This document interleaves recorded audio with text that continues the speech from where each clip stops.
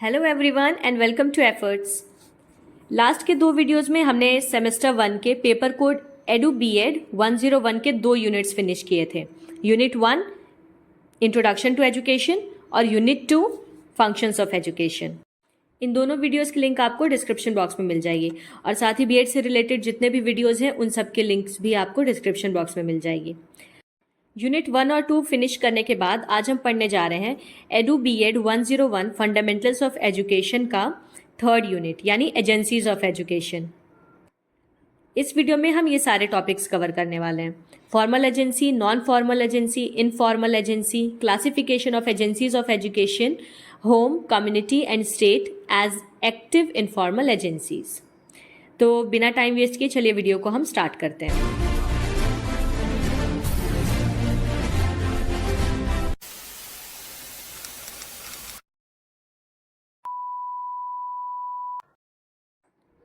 तो चलिए देखते हैं कि अब इस यूनिट से क्या पॉसिबल क्वेश्चंस आपके पेपर में पूछे जा सकते हैं। Question 1, differentiate between various agencies of education with example. कौन कौन सी एजुकेशन की एजेंसीज हैं उनके बारे में बताइए एग्जाम्पल्स के साथ। What is formal, non formal and informal agency of education. या तो ये भी आपसे पूछ सकता है कि नॉन फॉर्मल, फॉर्मल और इनफॉर्मल एजेंसी में डिफरेंस बताइए। Describe home as an active informal agency of education. ठीक है, होम यानी घर जो है वो किस तरह से एक एक्टिव इनफॉर्मल एजेंसी की तरह काम करता है ये बताइए। Describe community as an active informal agency of education. Explain state as an active informal agency of education. Explain Brown's classification of agencies of education. तो ये सारे क्वेश्चंस पॉसिबली इस यूनिट से पूछे जा सकते हैं। हम इन सारे क्वेश्चंस के आंसर्स को डिस्कस करने वाले हैं टॉपिक वाइज। चलिए शुरुआत करते हैं जानने से कि एजेंसीज ऑफ एजुकेशन क्या होते हैं। तो जैसा कि मैंने आपको बताया है कि हर आंसर आपको मीनिंग, कंसेप्ट और डेफिनेशन के साथ ही शुरू करना है। देखते हैं meaning and definition of agencies of education. These are the social groups और organisation that take forward the educational purpose. Agency of education हम उन ऑर्गेनाइजेशंस को या सोशल ग्रुप्स को कहते हैं जिनका काम होता है एजुकेशन के प्रोसेस को आगे बढ़ाना या फिर शिक्षा देना। यानी कोई भी ऐसा सोर्स जिससे हमें एजुकेशन मिल रही है उसको हम एजेंसी ऑफ एजुकेशन कहते हैं। The word agency is made of agent which means worker, representative, broker और मीन्स। जो एजेंसी शब्द है वो एजेंट वर्ड से बना है। एजेंट का मतलब क्या होता है? वर्कर या किसी चीज का नेतृत्व करने वाला या किसी चीज का जरिया। These organisations aims to educate individuals directly और इनडायरेक्टली। तो ये जो एजुकेशन की एजेंसीज होती हैं ये किसी भी इंसान को या तो डायरेक्टली उसके कांटेक्ट में आके या फिर इनडायरेक्टली किसी ना किसी जरिए से इंसान को शिक्षा देने का काम करती हैं। All social groups or organizations, whether they carry out educational task or not, influence education of a child. देखिए, ज़रूरी नहीं कि सिर्फ स्कूल या ऐसी संस्था जो कि शिक्षा देने का काम करती है उसी को हम एजेंसी ऑफ एजुकेशन में लाएंगे। एजेंसी ऑफ एजुकेशन में वो हर एक चीज़, वो हर एक तरह का संगठन आता है जिससे भी कोई बच्चा कुछ ना कुछ सीख रहा है। वो हर एक चीज़ जो किसी बच्चे के जीवन पे, उसकी शिक्षा पे प्रभाव डालती है, उस हर चीज़ को हम एजेंसी ऑफ एजुकेशन कहते हैं। जैसे कि magazines, school, playground, classroom, everything causing learning is an agency of education. यहाँ पे देखिए मैंने क्लियरली मेंशन किया है कि हर चीज़ जो भी शिक्षा देने का काम करती है, चाहे वो मैगजीन हो, स्कूल हो, प्लेग्राउंड हो, क्लासरूम हो, उन हर चीज़ को हम एजेंसी ऑफ एजुकेशन कहते हैं। Sources through which the child is directly और indirectly receives education, formal and informal are called agencies of education. ठीक है, वो सारे सोर्सेज जिससे भी किसी बच्चे को शिक्षा मिल रही है वो सब एजुकेशन की एजेंसीज हैं। आई होप आपको एजेंसी का मतलब क्लियर होगा कि एजेंसी ऑफ एजुकेशन का क्या मतलब है। अब देखते हैं classification of agencies of education. There are 4 types of classification of agencies of education. 4 तरह की क्लासिफिकेशंस हैं। सबसे पहली क्लासिफिकेशन है हमारी फॉर्मल और इनफॉर्मल एजेंसी। यानी 2 तरह की एजेंसी है, या तो फॉर्मल या तो इनफॉर्मल। देखते हैं क्या होता है ये। Formal education is imparted in educational institutions but there is no fixed place for imparting education in informal education. Formal और इनफॉर्मल यानी औपचारिक और अनौपचारिक में डिफरेंस बस ये है कि फॉर्मल एजुकेशन जो होती है इसका मतलब होता है कि ऐसी शिक्षा देना जिसमें रूल्स एंड रेगुलेशंस हो, एक पर्टिकुलर जगह हो जहाँ पे बच्चा भेजा जाएगा, बच्चे को शिक्षा दी जाएगी। और इनफॉर्मल का मतलब वहाँ पे कोई नियम कानून नहीं है, स्पेसिफिकली कोई करिकुलम नहीं है, किसी तरह का सिलेबस नहीं है, लेकिन फिर भी बच्चे को उस जगह से शिक्षा मिल रही है। एनी पीपल, एनी प्लेस और objects and any activities can be the masters of the child. यानी किसी भी तरह की चीज़, कोई भी इंसान, कोई भी जगह, कोई भी चीज़, किसी भी तरह की एक्टिविटी, हर एक चीज़ किसी भी बच्चे का मास्टर यानी उसका शिक्षक हो सकता है। यानी बच्चा जिस भी चीज़ से सीख रहा है, कुछ करते हुए सीख जा रहा है, किसी को देख के कुछ सीख रहा है, तो वो हर एक चीज़ उसका टीचर है। जबकि फॉर्मल में क्या होता है कि एक पर्टिकुलर टीचर रहता है जो आपको क्लास में आता है, बुक्स के थ्रू पढ़ाता है, आपकी कॉपीज चेक करता है, एग्जाम लेता है। जबकि इनफॉर्मल में ऐसी कोई भी चीज़ नहीं होती है। फॉर्मल एजेंसी के एग्जाम्पल्स हैं school, college, library, museum, laboratory, art galleries etcetera. ठीक है, ये सारी चीज़ें जिनका मेन मकसद ही होता है शिक्षा देना, ये सारे फॉर्मल एजेंसीज हैं। Family, community, neighbourhood, religion, state, playground are the agencies of informal education. जिनका कोई खास एम नहीं है बच्चे को एजुकेट करने का, उसको डिग्री देने का, लेकिन फिर भी बच्चा इन चीज़ों से कुछ ना कुछ सीखता रहता है। तो फॉर्मल में एम होता है एजुकेट करना बच्चे को, इनफॉर्मल में एम नहीं होता बच्चे को एजुकेट करना, फिर भी बच्चा उससे सीखता है। ठीक है, दोनों में यही डिफरेंस है। नेक्स्ट क्लासिफिकेशन है हमारी एक्टिव और पैसिव एजेंसी। एक्टिव एजेंसी क्या होती है? In active agency, both child and the agency influence or affect each other and are in direct contact. Active agency का मतलब है जब जो बच्चा है वो और जो एजेंसी है वो दोनों एक दूसरे के कांटेक्ट में हो डायरेक्टली, यानी एजेंसी का प्रभाव बच्चे पे पड़े और बच्चे का भी प्रभाव उस एजेंसी पे पड़े, उसको हम कहते हैं active agency of education. In passive agency, the agency can influence or affect the child, but child cannot influence or affect the agency. The child is not in direct contact. जबकि passive agency का क्या मतलब होता है कि इसमें जो भी सोर्स है जिससे बच्चे को एजुकेशन मिल रही है वो सोर्स तो बच्चे को अफेक्ट करेगा, लेकिन बच्चा उस सोर्स को अफेक्ट नहीं कर सकता, उस एजेंसी को अफेक्ट नहीं कर सकता, क्योंकि जो बच्चा है वो उस एजेंसी के कॉन्टेक्ट में डायरेक्टली नहीं होता है। एग्जाम्पल से आपको समझ में आएगा। Some active agencies are family, community, religion, school, etc.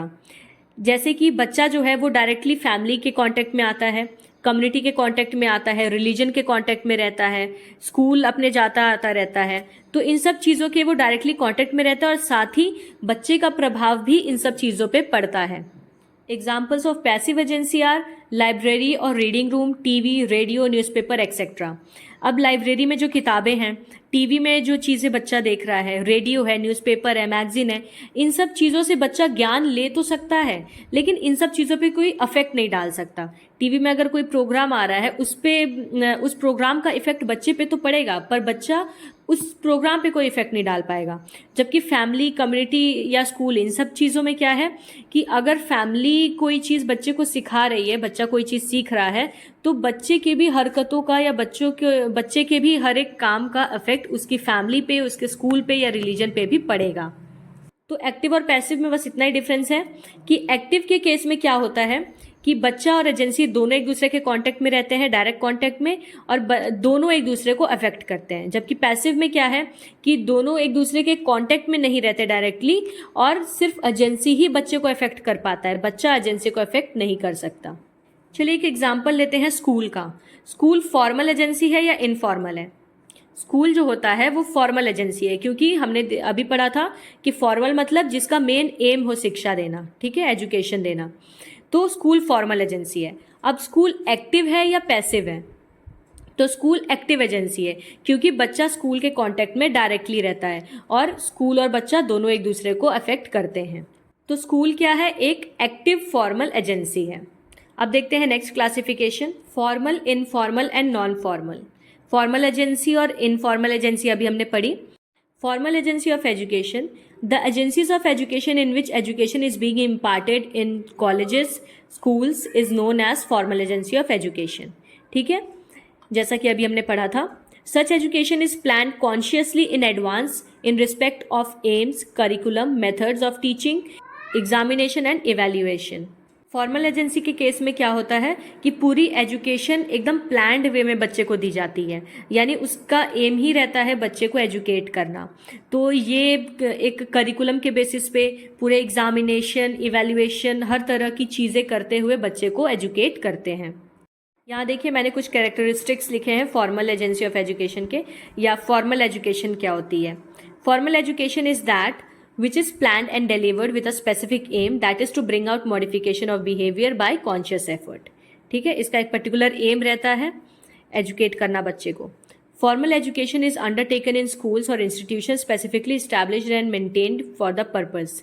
ये किसी एक स्कूल या संस्था के अंदर ही दिया जाता है, यानी किसी रैंडम जगह बच्चे को एजुकेट नहीं किया जाएगा। इसके लिए अलग से इंस्टीट्यूशंस बनते हैं, वहाँ पे एक प्लान्ड वे में एजुकेशन प्रोवाइड की जाती है।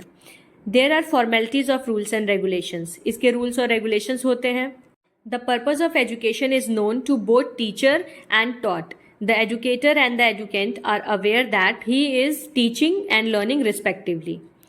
इस केस में क्या होता है कि जो बच्चा है और जो टीचर है, यानी पढ़ने वाला और पढ़ाने वाला, दोनों को ये चीज़ पता होती है कि हम एक एजुकेशन के प्रोसेस को कर रहे हैं अभी। This type of education ends after completion of the course और passing out of the school और इंस्टीट्यूशन। इस तरह की जो एजुकेशन होती है यानी फॉर्मल एजुकेशन, इस केस में बच्चे की एजुकेशन एक पर्टिकुलर टाइम के बाद ख़त्म हो जाती है। यानी जब बच्चा स्कूल पास कर लेता है या यूनिवर्सिटी से या कॉलेज से पास आउट हो जाता है एक पर्टिकुलर एग्ज़ाम देने के बाद, डिग्री लेने के बाद, तो वहाँ पे उसकी फॉर्मल एजुकेशन ख़त्म हो जाती है। जबकि इनफॉर्मल एजुकेशन में क्या होता है, informal agencies of education aim the modification of behavior which comes about spontaneously without any conscious effort for it. The child is active in the process of learning.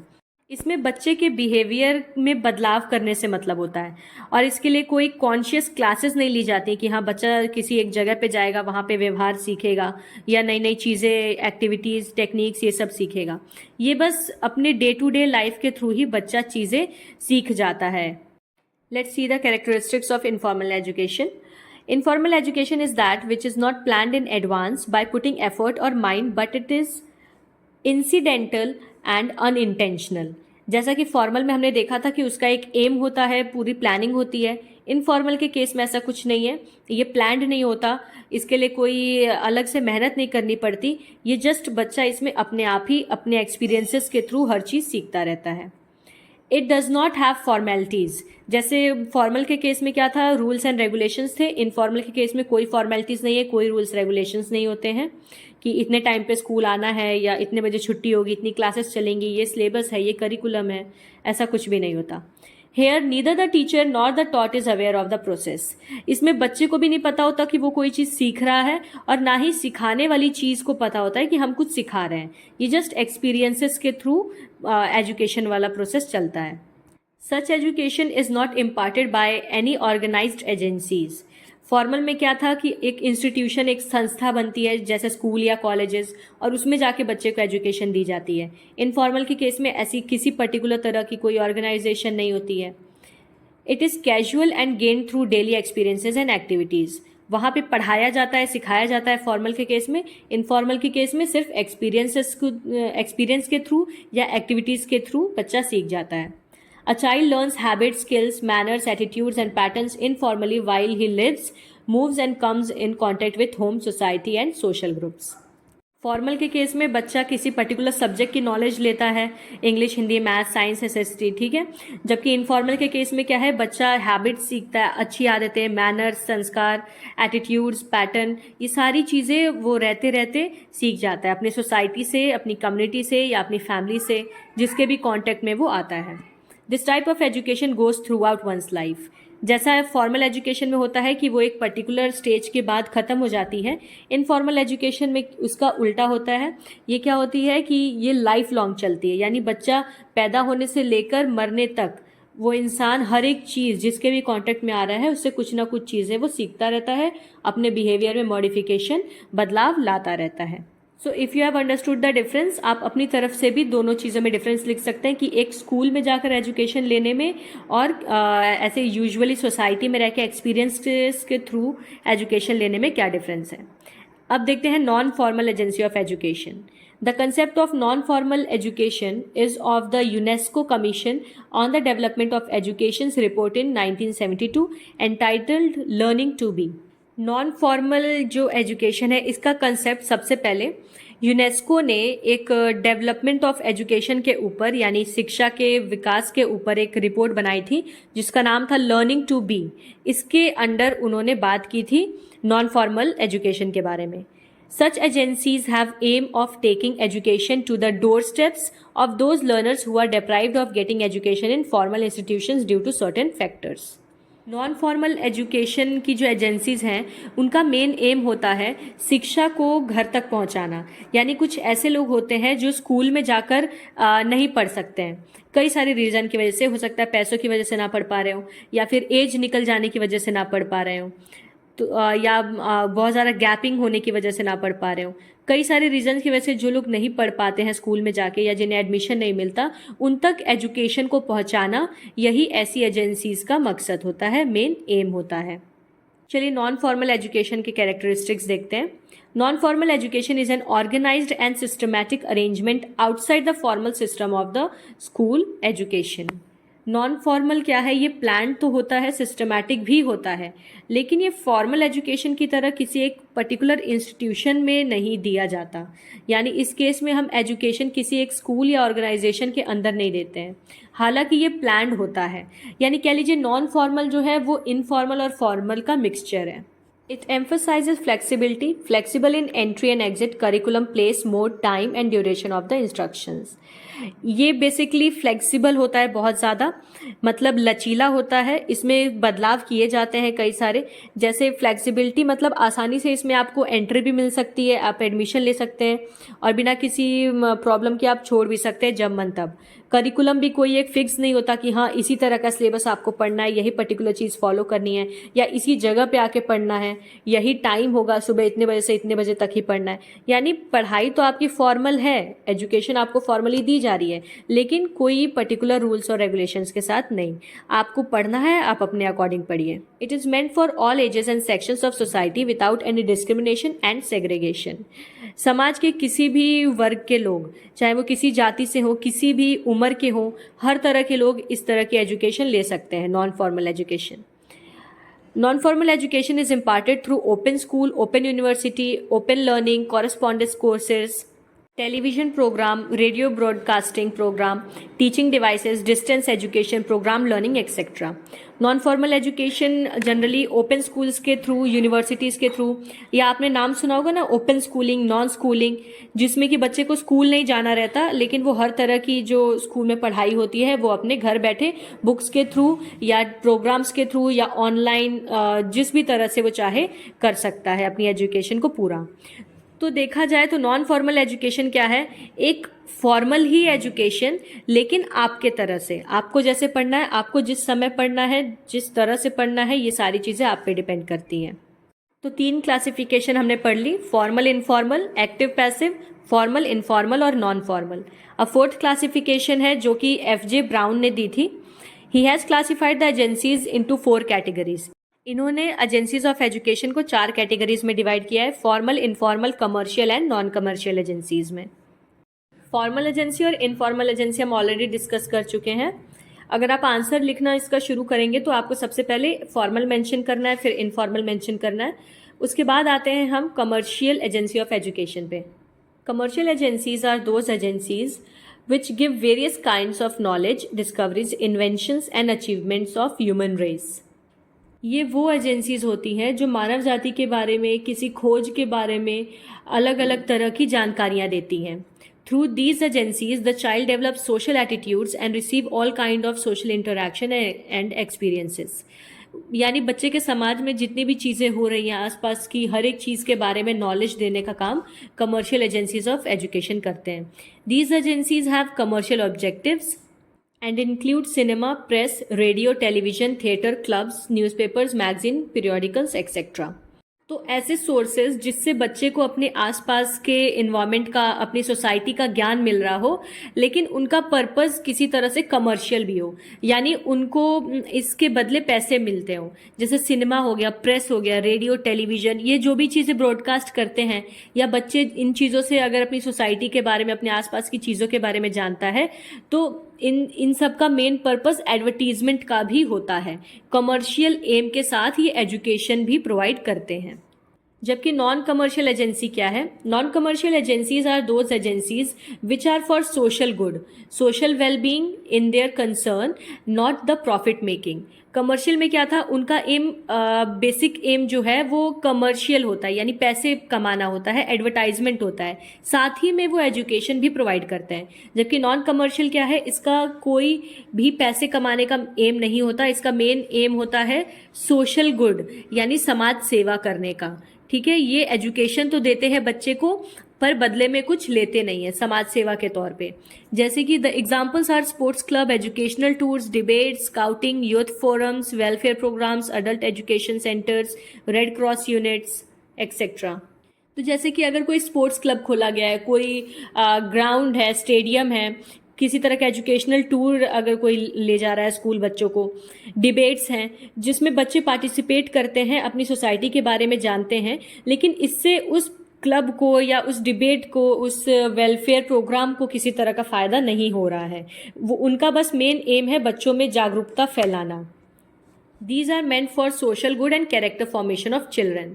इनका मेन एम बस यही होता है समाज सेवा करना, बच्चों का कैरेक्टर बिल्डअप करना, उनको अपने आसपास की चीज़ों के बारे में जानकारी देना। जैसे आपने अवेयरनेस प्रोग्राम्स देखे होंगे, हमारे स्कूल्स में भी कई तरह के अवेयरनेस प्रोग्राम चलाए जाते हैं। जैसे कई बार लोग आते हैं बाहर से, वो आपको किसी चीज़ के बारे में सिखाते हैं, बताते हैं। तो ये सारी चीज़ें क्या होती हैं? Non commercial agencies of education में आती हैं। आई होप आपको सारे क्लासिफिकेशंस क्लियर होंगे। अब क्लासिफिकेशन के बाद हम आते हैं होम या family as an active informal agency of education. Active का मतलब है जिससे बच्चा डायरेक्ट कांटेक्ट में हो, और इनफॉर्मल का मतलब है जिसका मेन एम एजुकेशन देना ना हो, लेकिन फिर भी वो बच्चे को एजुकेट करें। तो देखते हैं कि एक घर या किसी बच्चे की फैमिली जो है वो किस तरह से एक एक्टिव इनफॉर्मल एजेंसी का काम करती है एजुकेशन के लिए, किस तरह से वो बच्चे को शिक्षा देती है। तो अगर आपको ये क्वेश्चन पूछ रहा है, आपको आंसर किससे शुरू करना है? कंसेप्ट और मीनिंग से, हमेशा की तरह। सबसे पहले आप बताएंगे फैमिली या होम क्या होता है। फैमिली और home is regarded as a universal social organisation from which all other institutions are manifested. यानी ये एक इस तरह का सामाजिक ऑर्गेनाइजेशन या संस्था है जिससे हर एक तरह की संस्था बनती है। It performs different function as a social, economic, civics, moral, religious, cultural and educational. हर तरह के फंक्शन फैमिली प्ले करती है या होम प्ले करता है, चाहे वो बच्चे को सामाजिक तौर की शिक्षा देना हो, आर्थिक तौर की शिक्षा देना हो, नागरिक शिक्षा देना हो, मॉरल नैतिक शिक्षा देना हो, कल्चर के बारे में सिखाना हो। हर तरह की शिक्षा बच्चे को उसकी फैमिली से मिलती है। It is called the cradle of social and moral values. सामाजिक और नैतिक गुणों का पालना परिवार को कहा जाता है। क्रेडल का मतलब जो पालना होता है ना, झूला बच्चों का, वो। It is the place where innate tendencies और potentialities of the child are unfolded और अनवील्ड। यानी परिवार या घर ही एक ऐसी जगह होती है जहाँ से बच्चे के अंदर की जो चीज़ें हैं, क्षमताएं हैं, वो उभरती हैं या निकलना शुरू होती हैं। एक डेफिनेशन भी लिखी है मैंने यहाँ पे रूसो की, education begins at birth and the proper nurse is the mother.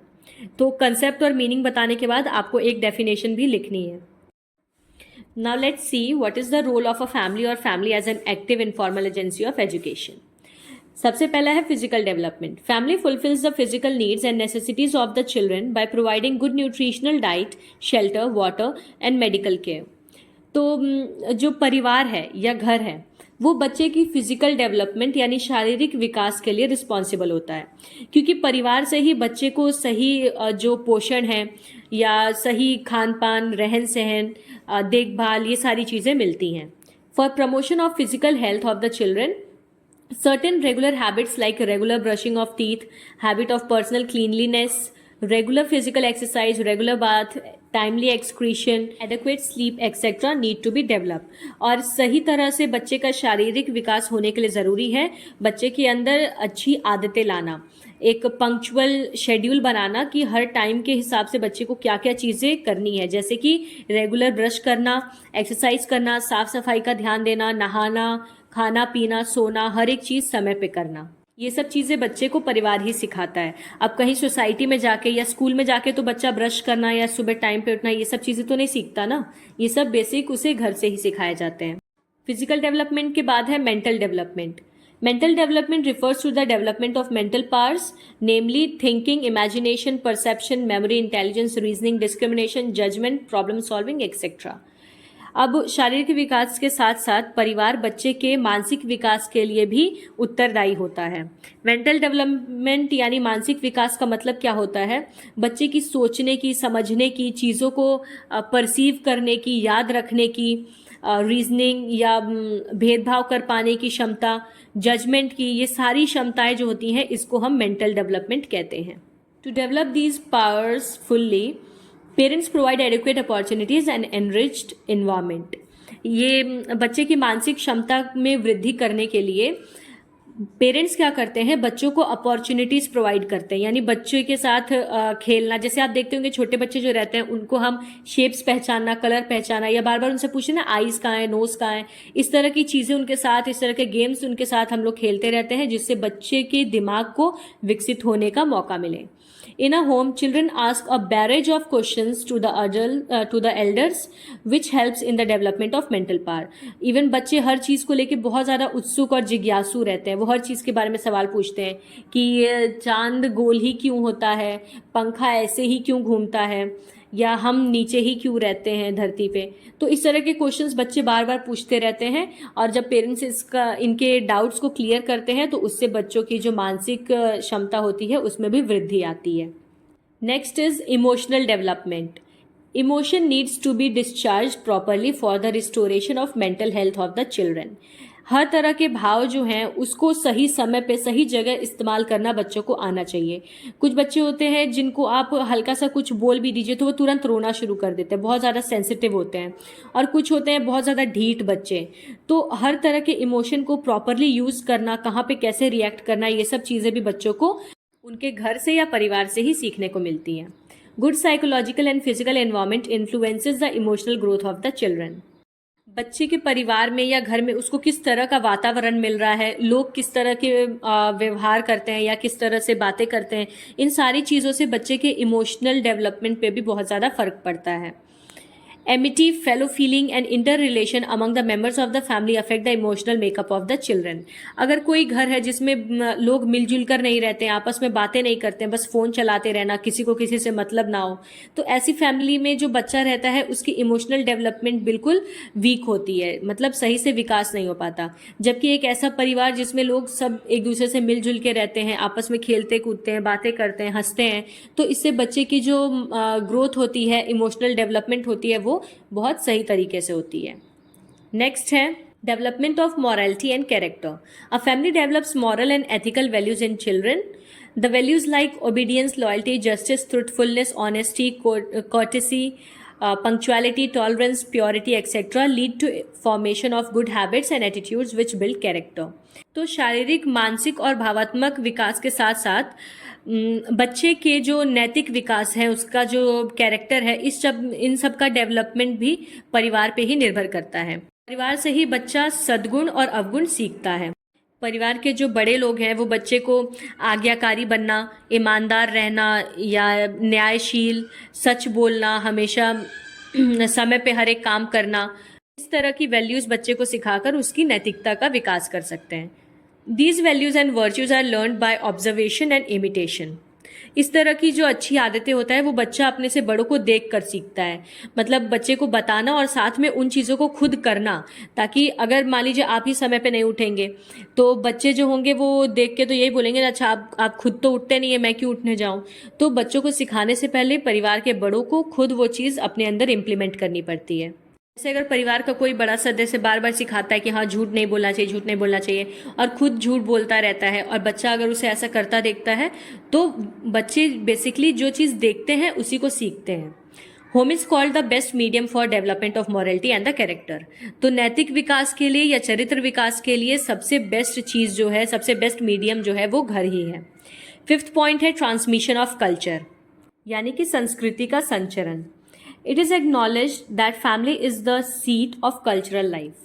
The child learns culture of the society consciously and unconsciously. Family as an informal agency of education passes on these cultural heritage through careful instruction, religious ceremonies, songs, stories and observations of different festivals. संस्कृति को सिखाने का काम या अपनी संस्कृति को आगे बढ़ाने का काम ये परिवार पे ही निर्भर करता है।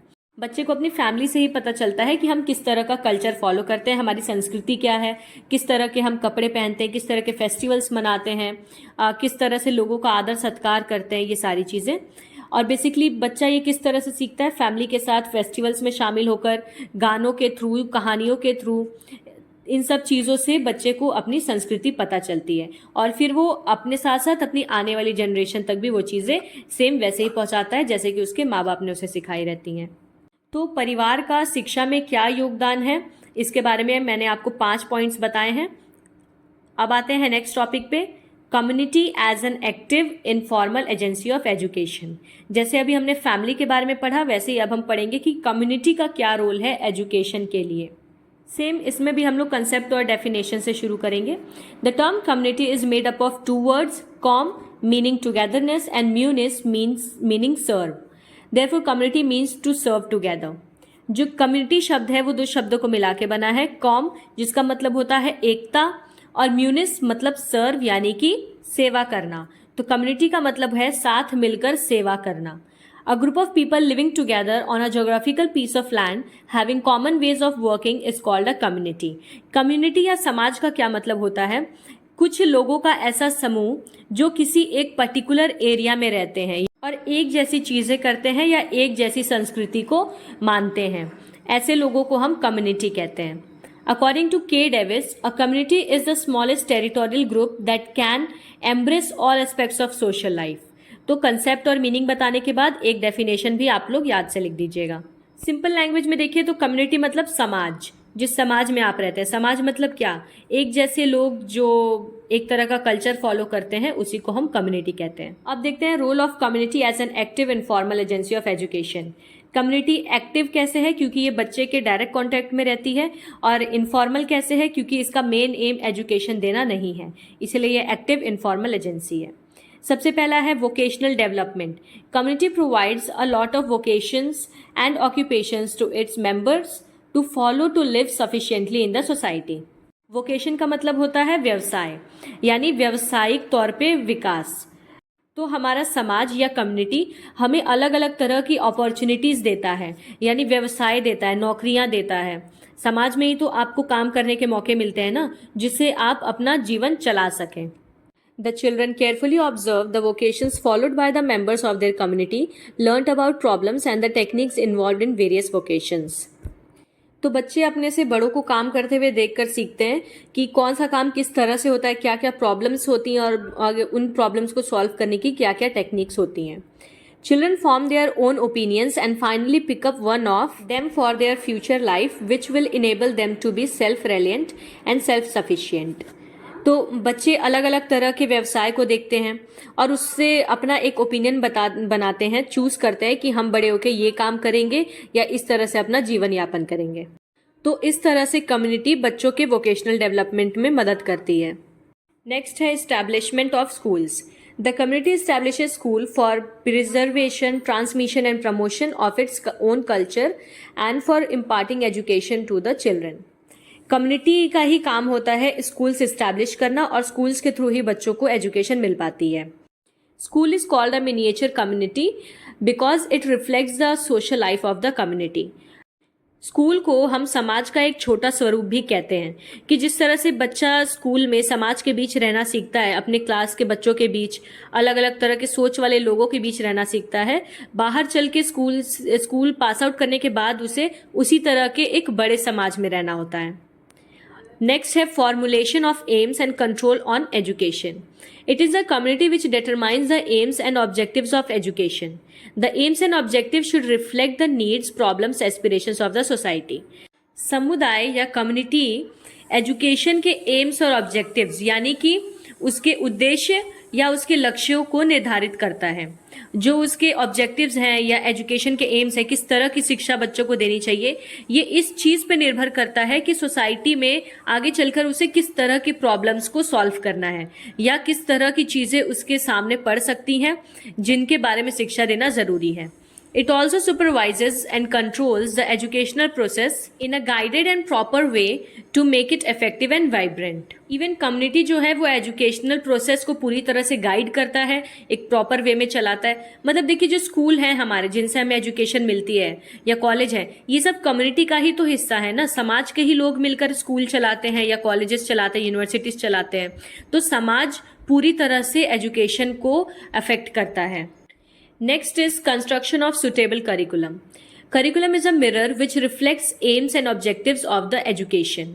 किसी शिक्षा के क्या उद्देश्य है, क्या लक्ष्य हैं, इस चीज को पूरी तरह से प्रदर्शित करता है उसका पाठ्यक्रम. यानी जो करिकुलम फॉलो हो रहा है वो बच्चे के लिए सही है या नहीं. अगर अब क्लास 3rd के बच्चों को पढ़ाना है तो क्या चीज़ें पढ़ानी है, ये सारी चीज़ें डिसाइड करने का काम भी कम्युनिटी ही करती है. It is constructed taking needs, aspirations and problems of the society into consideration. क्या चीज़ों को पढ़ाने की ज़रूरत है, किस तरह की प्रॉब्लम्स बच्चे को सॉल्व करनी पड़ सकती हैं, या फिर किन चीज़ों का ज्ञान बच्चों को होना चाहिए, इस सब पे निर्भर करता है कि बच्चे को क्या शिक्षा देनी है. The community strives to design a framework of curriculum to be followed in schools for realizing certain aims and objectives. तो कम्युनिटी ही बेसिकली डिसाइड करता है करिकुलम या एम्स और ऑब्जेक्टिव्स ऑफ एजुकेशन. नेक्स्ट है moral development. It is recognized that a community casts its tremendous influence upon the development of morality and character of its members, especially children. बच्चों के साथ समाज में किस तरह का व्यवहार होता है या किस तरह के गुड मैनर्स, बैड मैनर्स, ये चीज़ें वो अपने आसपास देखते हैं, उसी से उनका जो मॉरल कैरेक्टर है वो डेवलप होता है. Community through moral teachings inculcates moral values in children. अगर बच्चा अच्छी चीज़ें होते हुए देखता है अपने आसपास तो वो अच्छी चीज़ों को ही सीखता है. यानी समाज बच्चे के नैतिक विकास पे बहुत ज़्यादा प्रभाव डालता है. Community influences the children directly in a number of occasions, for example religious and social functions. तो अलग अलग तरह के धार्मिक या सामाजिक किसी भी फंक्शंस में, फेस्टिवल्स के थ्रू भी कम्युनिटी मॉरल डेवलपमेंट अपना दिखा सकता है. Community through libraries also impart moral teachings to the children. जैसे लाइब्रेरी में जाने पे आपको ये सिखाया जाता है कि हाँ, जब जहाँ लोग पढ़ रहे होते हैं वहाँ पे आवाज़ नहीं करनी है, शांत बैठना है, या बेसिक मैनर्स क्या है. तो इस तरह की जगह भी होती है कम्युनिटी में जहाँ पे बच्चे जाके मॉरल वैल्यूज सीखते हैं. होम और कम्युनिटी के बाद आता है state as an active informal agency of education. अब जानते हैं कि राज्य यानी स्टेट किस तरह से बच्चे के लिए एक एक्टिव और इनफॉर्मल एजेंसी की तरह काम करता है. तो starting with its concept and definition. State is a politically organised unity of the people and government is its agency. State क्या है? एक लोगों का समूह, एक संगठन, लेकिन जिसको राजनीतिक तौर पे बनाया गया हो. यानी कम्युनिटी का मतलब भी तो एक संगठन ही होता है, लेकिन कम्युनिटी को किसी पॉलिटिकल बेसिस पे नहीं बनाया जाता, ना ही उसमें कोई गवर्नमेंट होती है. जबकि स्टेट क्या है? एक ऐसा संगठन है जिसमें राजनीतिक तौर पे लोग मिलते हैं, आपस में एकजुट होते हैं, सरकारें बनाते हैं और नियम या कानून बनाकर उस स्टेट पे वो लोग रूल करते हैं. A state is a community formed by people and exercising permanent power within a specific territory. Apart from home, family, society and community, state also acts as an active informal agency of education. तो राज्य लोगों द्वारा गठित एक समुदाय होता है जो कि एक विशेष क्षेत्र में अपनी ताकत का इस्तेमाल करता है. फॉर एग्जाम्पल, इंडिया एक कंट्री है जिसको 28 सेक्शंस में डिवाइड कर दिया गया. ठीक है, अलग अलग एरियाज डिवाइड कर दिए गए, वो सब स्टेट हैं और हर एक स्टेट को रूल करने के लिए अलग गवर्नमेंट की बॉडीज हैं. अब डेफिनेशन देखिए स्टेट की. According to Aristotle, the state is a union of families and villagers. ठीक है, कंसेप्ट और मीनिंग बताने के बाद आप डेफिनेशन भी लिख देंगे. State is the most powerful institution created by main. तो स्टेट क्या है? इंसानों द्वारा बनाया गया सबसे ज्यादा ताकतवर संगठन है.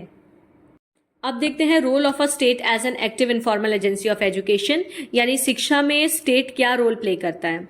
It is a duty of the state to establish its own schools and provide assistance to private schools. यानी हर राज्य की ये जिम्मेदारी होती है कि वो अपने क्षेत्र में खुद के स्कूल्स बनाए, ठीक है, यानी गवर्नमेंट स्कूल्स बनाए, और साथ ही साथ जो प्राइवेट स्कूल्स हैं उनकी भी देखरेख करें. State is responsible for the change in the form of schools according to needs. किसी राज्य के अंदर किसी स्कूल में क्या बदलाव आ रहे हैं शिक्षा को लेके, इन सब बातों का ध्यान रखने का काम भी राज्य का ही होता है. State establishes inter relationship among various agencies of education and maintains higher standard of education. तो एजुकेशन की बाकी जितनी एजेंसीज हैं, कम्युनिटी, सोसाइटी, फैमिली, इन सब के बीच में एक इंटर रिलेशनशिप क्रिएट करना और साथ ही इनके अंदर एजुकेशन का जो स्तर है, शिक्षा का स्तर, स्टैंडर्ड मेंटेन रखना, ये राज्य की जिम्मेदारी होती है. It should prepare a list of minimum achievements for school and lay down broad guidelines for them. State जो होता है उसको स्कूल के लिए एक निर्धारित नियम बनाना चाहिए, स्टैंडर्ड चेक करते रहना चाहिए कि जो स्कूल उसके राज्य में चल रहे हैं वो सही तरह से चल रहे हैं कि नहीं, बच्चों को प्रॉपर एजुकेशन मिल रही है या नहीं. State makes arrangements of free and universal education for a definite period by taking the responsibility of educational expenditure. Even हर राज्य सरकार को अपने राज्य में मतलब ज़्यादा से ज़्यादा जितने पॉसिबल है उतने स्कूल का खर्चा खुद उठाना चाहिए ताकि बच्चों को फ्री और कंपलसरी यूनिवर्सल एजुकेशन मिल सके. Proper arrangement of training for teachers is to made by the state. Even जो शिक्षक बच्चों को पढ़ाने वाले हैं उनकी प्रॉपर ट्रेनिंग के लिए भी व्यवस्था करना ये राज्य का ही काम है. तो ये सब कुछ तरीके थे जिससे स्टेट की इंपॉर्टेंस पता चलती है एजुकेशन में, या स्टेट का रोल पता चलता है. So that's it for today. I hope आपको एजेंसीज ऑफ एजुकेशन समझ में आई होंगी, हर एजेंसी में डिफरेंस क्या है. तो मिलते हैं अब हमारे अगले यूनिट के साथ.